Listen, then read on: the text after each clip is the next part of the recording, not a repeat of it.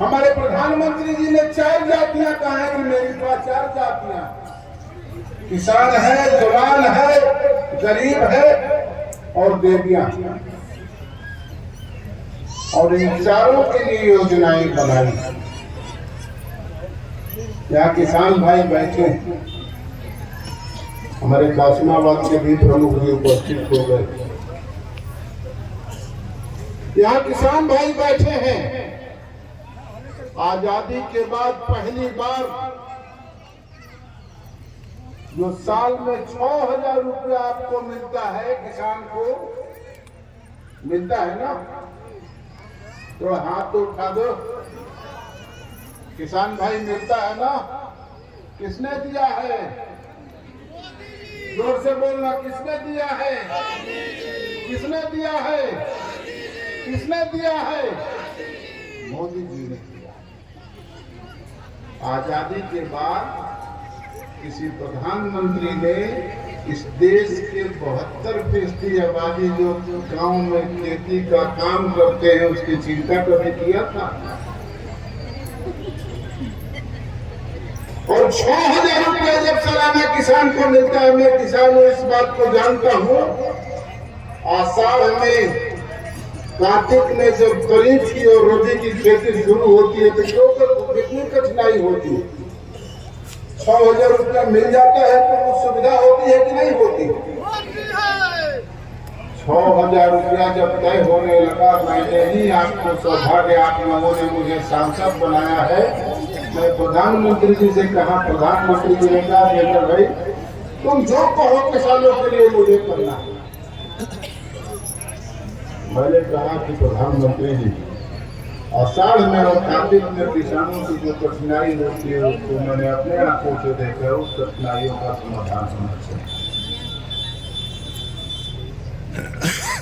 तो मैंने कहा 12,000 रुपया अगर मिल जाता तो कुछ तो समाधान हो जाए। प्रधानमंत्री जी ने कहा देखो तुम मांगते हो उसके आधा तो मैं दे देता, आधा के लिए मांग जारी रखना और देश के किसानों को बताना कि हमने 12,000 के लिए मांग किया।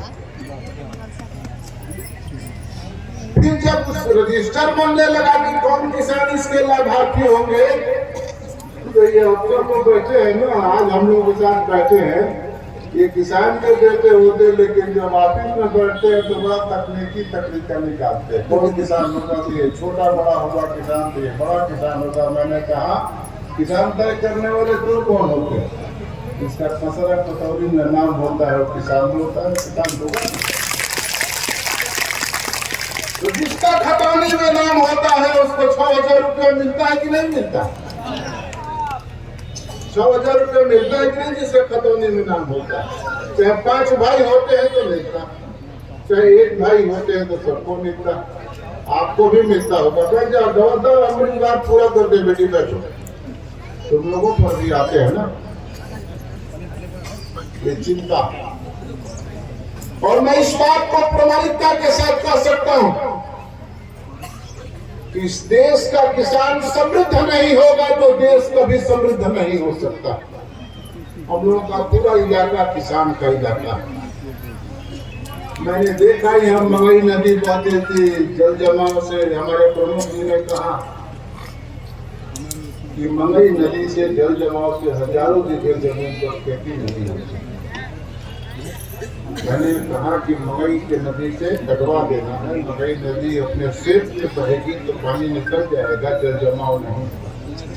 जल जमाव तो नहीं होता है ना, जल जमाव नहीं होता है ना भाई, उस पर खेती हुई है कि नहीं हुई है? जब वो सड़कों से गुजरिए जाकर देखिए तो खेती लहलहाती हुई दिखती है। तो ये हमारे आनंद जी बैठे हैं, भगवतपुर के प्रमुख जी, इनके इलाके में जब हरियाली खेती दिखती है, मुहम्मदाबाद में अवधेश जी को क्षेत्र में दिखती है, तो अवधेश जी कहते हैं क्योंकि किसान तो हमारे इलाका के समझिए जी। लेकिन इधर मंगई कटवा दे, मैंने जो दाम लेके लो दे, दाम दे दिया भाई उनको। और हमारे यहाँ के गाजीपुर का सांसद था, कह रहा था हमसे कि एनजीटी का इजाजत नहीं लिया गया है। हम कहते भैया जी ये वीरेंद्र सिंह का क्षेत्र है। किसानों का नुकसान होगा तो किसी एनजीटी के बाप हमारे लिए ये नदी को नहीं, ऐसी 100 नदियां होगी तो कटवा दूंगा, एनजीटी अपने घर काम करेगी।